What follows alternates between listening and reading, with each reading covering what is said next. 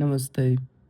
Have you ever caught yourself saying, I did that for you so you could get better?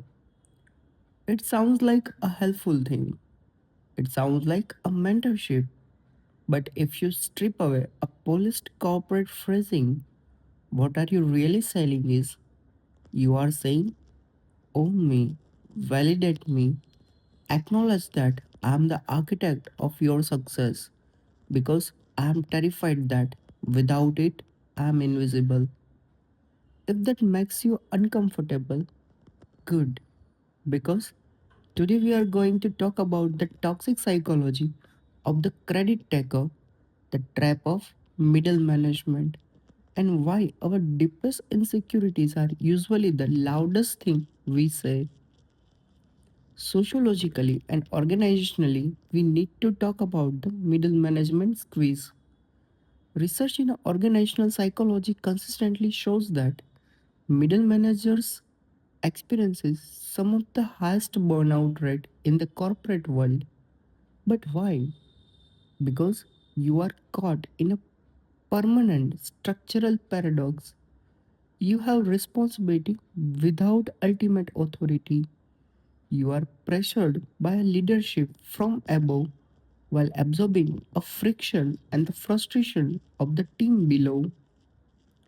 When your daily reality is defined by a lack of real control, where you cannot detect the strategy but you can detect a micromanagement, your brain looks for a shortcut to significance. This brings us to the psychological concept known as fragile superiority. True confidence is very quiet. It doesn't need a witness and it doesn't need a receipt. Fragile superiority, on the other hand, is loud.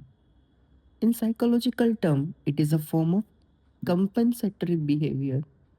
When your internal self worth, your ego, feels threatened, diminished, or unfulfilled by your actual title or impact, you overcompensate.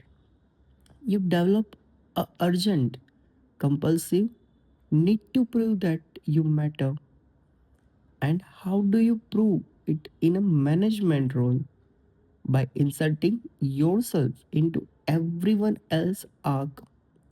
You coach when nobody asked for coaching. You rescue people from a problem they were fully capable of solving themselves. And then you hand them the bill. You say them, I did that for you. You pull out an invisible ladder and a stamp pad on it with emotional tags. In terms of emotional intelligence, what's happening here in a massive failure of self regulation and self awareness? We call this emotional leakage.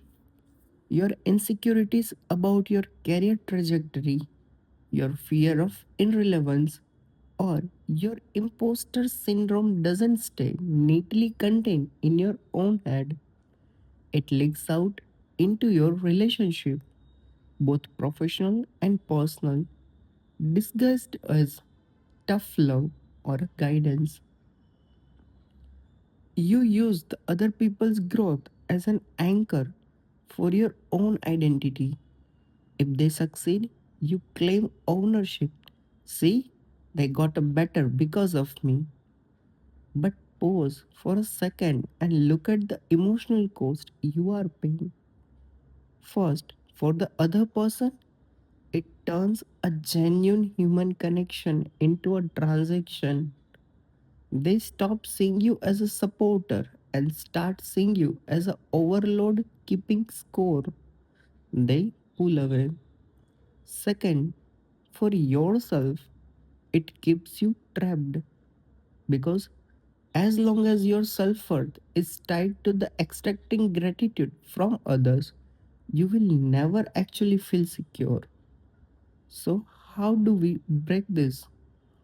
How do we stop using our relationship as an emotional real estate to a prop up for a fragile egos? Let's start with the three radical shift.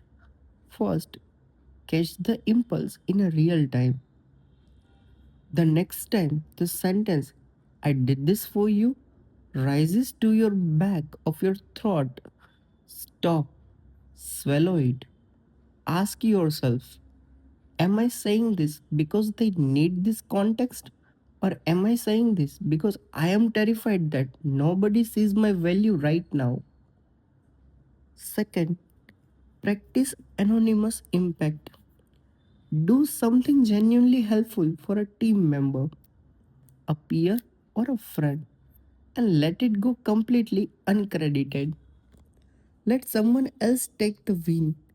Notice the internal panic or itches that happen when you don't get the applause, and just sit with that discomfort until it passes away.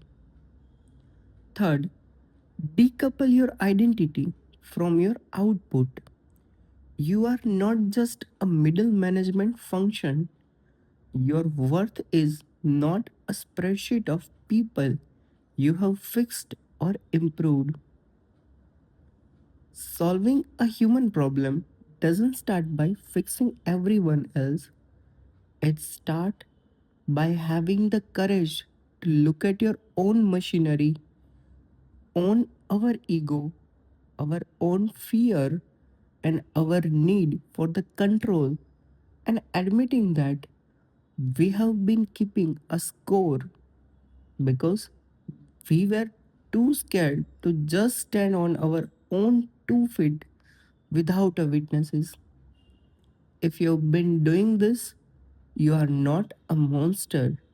You are just a human being under a pressure trying to feel big in a system that makes you feel very small.